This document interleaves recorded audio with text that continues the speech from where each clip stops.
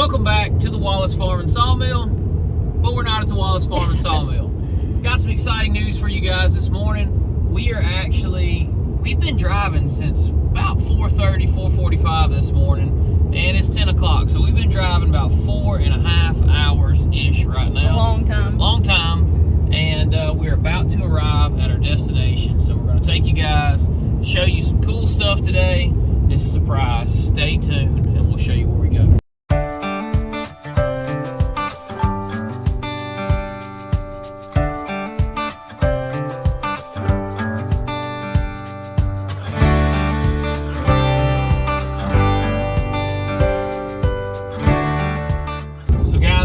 Closing in to the end of this trip as far as the destination. You know, we'll have to turn around and go back. But we are 8 miles away from being where we're going. There's a funny story about this one I have to tell you. We've been down here before, and I mean geographically probably as the crow flies, within, I would say less than 10 miles. Oh, yeah, I was going to say probably about 10, 15 and miles. we bought a sawmill down here. If you go back a couple years ago when we had that Wood-Mizer LT15 sawmill, the wide one, we bought it right, I mean, within 10 miles of this location. And it's just funny that we're all the way back down here and we're going to go kind of view and look at, well, some sawmills, but it's at an entirely different location. And it's an entirely different brand, different manufacturer. So, it's just kind of funny that we wound up in the same area for a whole different reason. The first time we were down here, a guy had a sawmill over in Georgia, the LT15 Wood-Mizer, and he had to make, he was like 6-7 hours from us, right? And it was going to be shorter. He would be within a 4.5 hour window if he came over here. And he already had to come over here and do a delivery, and it fit on his trailer. So long story short, he kind of met us in the middle a little bit, kind of shortened the distance for us. But that's been, what, Britt, 3 years ago? I was going to say probably about 3 years ago. Somewhere around 3 years ago. All right, so brief interjection here, guys. I'm going to tell you what's going on. We got invited down to Cook Saw Manufacturing to go around, view some of the sawmills that they have, and show off some of the products that they offer there. Like I said, we've been using their saw blades, so just figured why not go down and check out all the different sawmills and stuff they make, just because it's kind of neat. Now, I know we have our mill right now, and, well, we're not changing anything at the moment, but we wanted to go down and check out some other sawmills. It's always neat to see other things. Well, yeah, I mean, we obviously like sawmills in general. So, the following footage that you guys are about to watch is us checking out some of the line of sawmills that Cook Saw Manufacturing has to offer, and just kind of showing them to you out there. It's just a neat thing to see. Matter of fact, it was funny. On the way home, we talked to a person that is a subscriber on our channel down in central Mississippi. And I had mentioned that, you know, not only was we going and visiting the sawmill manufacturer, you know, even though we don't have one of their sawmills, but I knew someone who had a sawmill from another manufacturer. I don't even know where. It's a Mayho mill, I think. I don't even know where they're made. Overseas, I think. But anyway, it's funny because he texted me on the way home, and that mill had finally arrived at his location, Mr. Scott. So, you know, you're probably going to be watching this, and I hope you see it. But we are going to go down there and visit that mill because it's like, I guess, a swing blade type mill is what they would call that. It's cool looking. But anyway, we'll visit other things in the future, just showing you guys what's out there on sawmills in general, because we are a sawmill channel. But following footage is all from yesterday's adventure of going down there, checking out all they had and their process and how they build stuff right here in America. It's really neat, so check it out. No. Okay. So as far as price-wise, this is our entry-level machine. Okay. So I've got a lot of sawyers that are new to sawing. This is their learning mill. Okay. So that comes with some issues. So we spend a lot more time on these than my daily operators running an AC36. Right, because you don't just jump into grabbing an AC36. I'm sure you have had a beginner get an AC36. Oh, absolutely. A lot more to it. Yeah. But it does a lot more work too. This is a MP32 thin kerf sawmill. Okay, so one of the unique things, go over, like, if you want to, for the camera, like, what is unique to this sawmill. Like, one of the unique things I know is you run a diesel drip system for your blade cleaning. That's very unique. Not everyone's doing that. Most run water or some type of, you know, liquid that does not freeze. Like, what do they use windshield washer for? Yeah. Okay. So a couple things. We'll start at the band wheels. These are 19-inch wheels. They do have that solid metal surface. They are slightly crowned. Okay. I can't really see it. I can't feel it, but there is a crown, and that's what holds that blade in place. So when I go to put tension on this blade, I can have it out or in. It's always going to end up on the same spot. Now, these wheels will wear, so I want to see 4,000 to 5,000 hours out of the band wheels, so I get good life out of them. Okay. I'm curious about that little mechanism, because that would be the mechanism that still made this really usable. You know what I mean? Like, you wouldn't have to fight a big log. That is the biggest time saver that we can put on this. So you can see what's going on. You can get over here. There to it. I can take that remote on either side. I've got options. I'm not limited to one spot. Right. If I need to hold that log up and go clamp it, I can take my remote with me on it. That's kind of neat.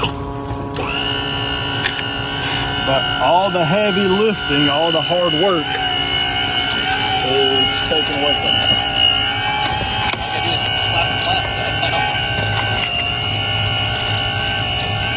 So that's a 120 roller chain. That's a pretty beefy chain, and it's got cleats in place. Now, that does bite into and grab that log. It's a very aggressive, it's built more for production. That's the same log turner we'd have on our HD32 and a version of our AC36. Okay. So it's not a scaled down log turner. It's still got the 1/2-inch plate. It's got a different power source, but it's the same turner I'd have on AC36, just a little bit smaller so it sits in the frame. Yeah.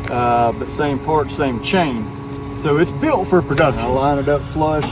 That is the correct sawing tension. Okay, for someone like your company who is been heavily focused on bandsaw blades, not only for your machines, but for all machines out there. Mm-hmm. And I'm gonna tell you something, you might get mad at me, but I leave my blades under tension all the time. Okay. Is that bad?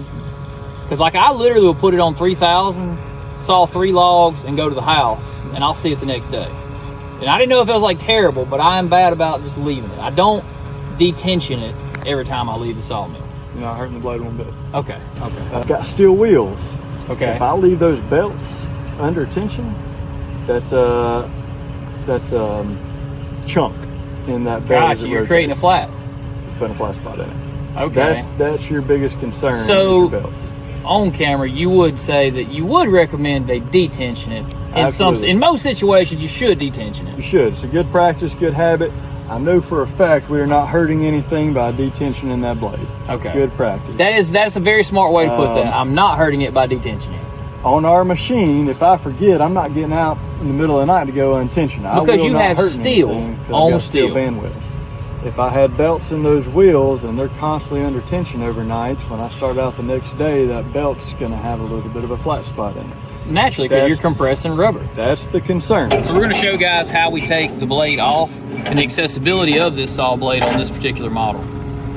There we go. Doors open. Tyler caught me off guard. You want a good pair of gloves. Put the blade down, get tension on it, and I'm coming right towards you. So it comes right off, fold it up. So grab another one, put it back on the machine. Going back on the machine, same way it came off. Again, a good pair of gloves gives you a lot of confidence. The blade is sharp enough to cut wood, sharp enough to cut skin. You got a lot of accessibility right there. Line it up, get close, shut the doors, tension it where that crown of that wheel is going to put it in the same spot. I know you like to turn it. It's going to line up the same way. All right, guys, we're hiding in the shade over here of the MP32 sawmill, and we're going to take you over. Robert right now is preparing the AC36, which is their big boy. I mean, it's got, I'm not sure this model, I think he offers it in a 49 horsepower diesel and a 67 horsepower diesel. Not sure which one this is. Maybe it's a 67. We'll know in a minute. We're going to go over it after. But he's actually warming it up right now so that he can show us the mill under operation. So then we'll talk about some facts about it after it. So if you're interested in sawmills, stay tuned because we're about to show you a big one.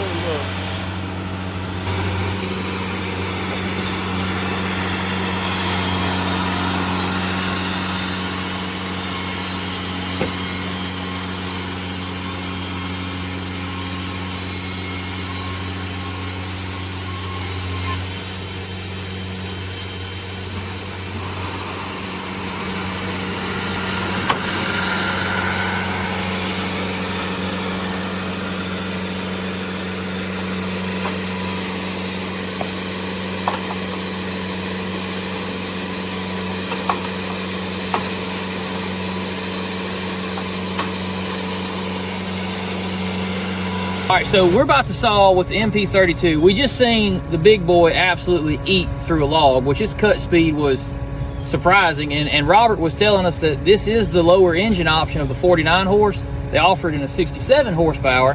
He said, so you can really send the blade through there on that. Now, we're gonna look at sawing on the MP32 now. And I was telling him I want to get my hand on the MP32 while it saws. I want to feel this mill. 26 gas. I've never had a 26 gas. I've had a 19 Kohler, and I've ran with a, I want to say, is there a 25 Kohler? There is. I thought so.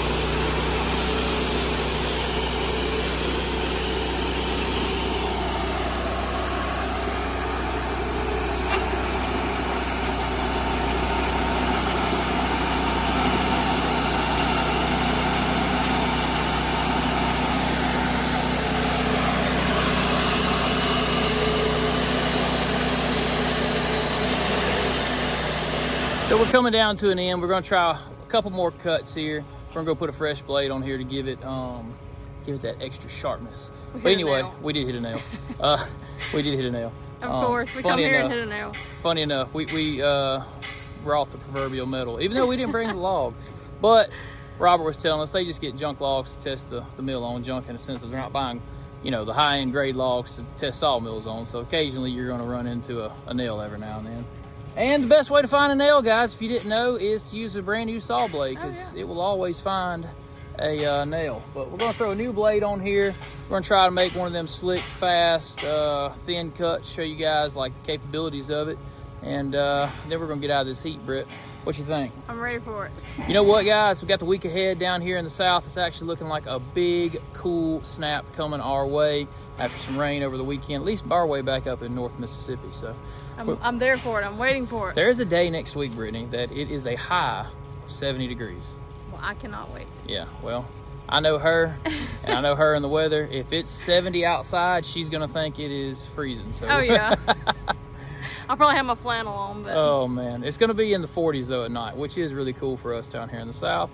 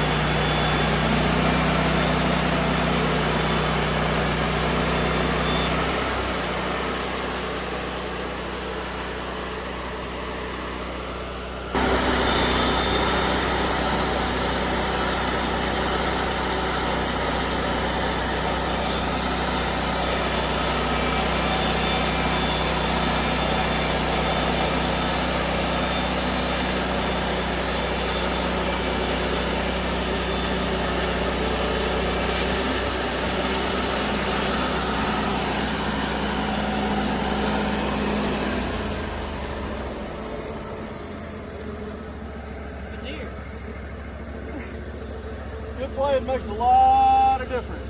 We can use this for making our potato baskets. You seen those? It is thin. Yeah, you talk about the, so here's a knot, for example. Ain't no wave over the knot. Just right across it. Most of the time, if you have trouble, you probably need to change the saw blade, right? Most times saw blades are strong. Alignment's key. You can't do that without it being alignment, but that saw blade is right here. You know, going over a knot and remaining smooth and thin, because it had so many options of messing up right there, you know.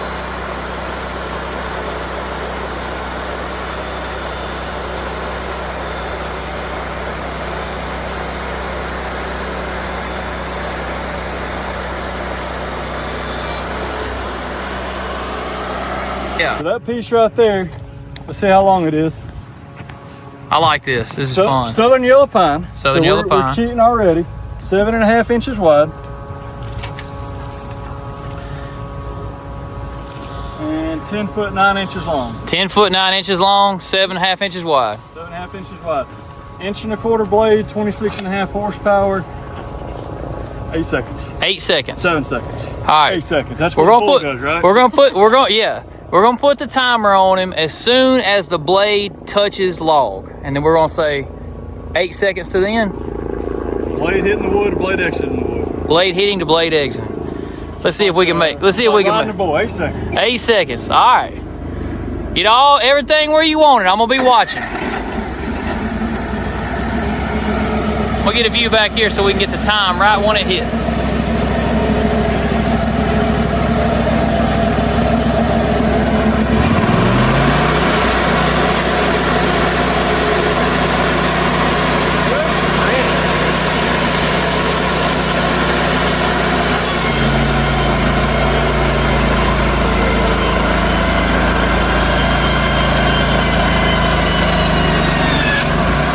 Second off, we got real close.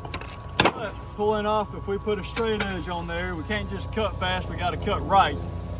We've got some knots in here. Again, we are 7.5 inches, but Yeah, it held the blade in where it was supposed to be. We're pretty good. I'm gonna push it. It never humps. That's really good. As far as rough cut, that's, if everything's dialed in, you got a sharp blade, that's what I expect. All right, guys, Robert's gonna take us to where the sawmills are built. And the carbon up in the MP32. Yeah, I see an MP32 over there. We've got several heads stocked up.